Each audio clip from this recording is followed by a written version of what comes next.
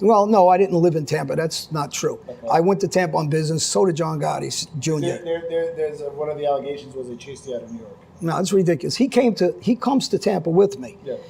My partner at the time was Timmy Donovan. Okay. Junior comes there, flies in, meets him.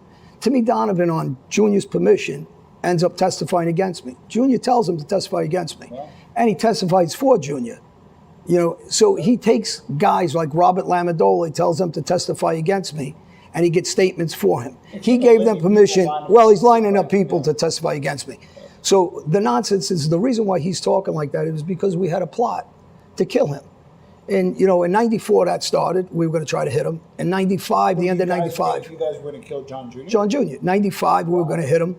It's part of documents also. And who's we? Me, Charles Caniglia, Johnny Caniglia from jail, Nicky Carrazzo. So if you don't mind, I'm just going to kind of follow what I understand.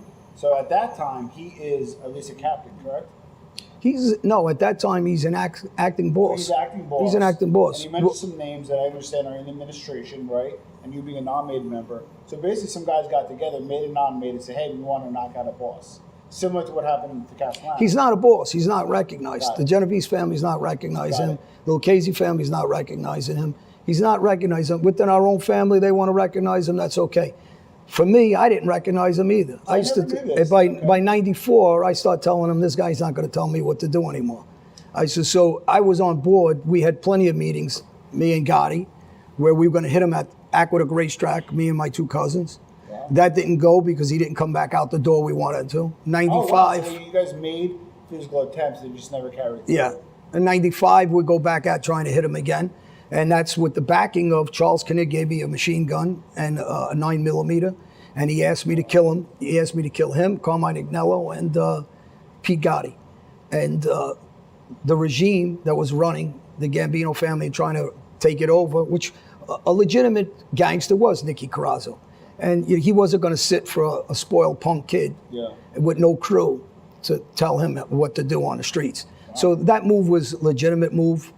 Andrew DiDonato wrote about it in his book. Okay. So I'm assuming this is all public information. Yeah, it's public information. I mean, I discussed it in trial. Okay. I discussed that this guy was ratting in 2005, and he tried to change that rhetoric. That was the other thing. So I don't believe, and I don't have the facts in front of me, but the information that I got is that he fed bullshit information or fed mis or disinformation to the federal agents. Well, I'll tell you this: if he was going to do that, why did he do a YouTube in his own name saying he ratted? He was weak, and then about a month later he took that YouTube down. And then the same thing he says, well, I was only giving him some information against my enemies. So you can't change your storyline 5 times. And he never even brought it out until his papers, his 302 Queen of the Day papers were put inside my book. What Papa said. Which he profit. Now, some of the things that is facts. In 2005, he's an informant, government informant, Queen of the Day. 2006, his lawyers filed papers, his life was in danger from the Gambino family trying to kill him and other families trying to kill him. Informants or what? Well, he was saying, he was feeding information. We don't know what he was actually saying, but he's feeding information. If he didn't give this information and other families knew about this, why wasn't anybody informed? Yeah. The Genovese family wouldn't meet with him, wouldn't accept that nonsense. And the last thing is he said he retired in 1998. So if you retired, how'd you reach out to anybody to tell them that you're gonna go in and cooperate? Now, the only thing though is, and this would have, I don't want to spend too much time on this, but I wanted to clarify some points for our readers.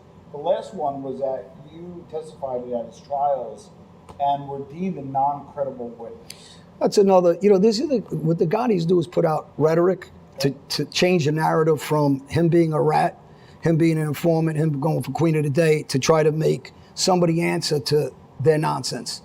So, Cosa Nostra News wrote about this. That was the Gotti, had one juror say that for them, who took him out to dinner, that was infatuated with the Gottis. When you do the jury,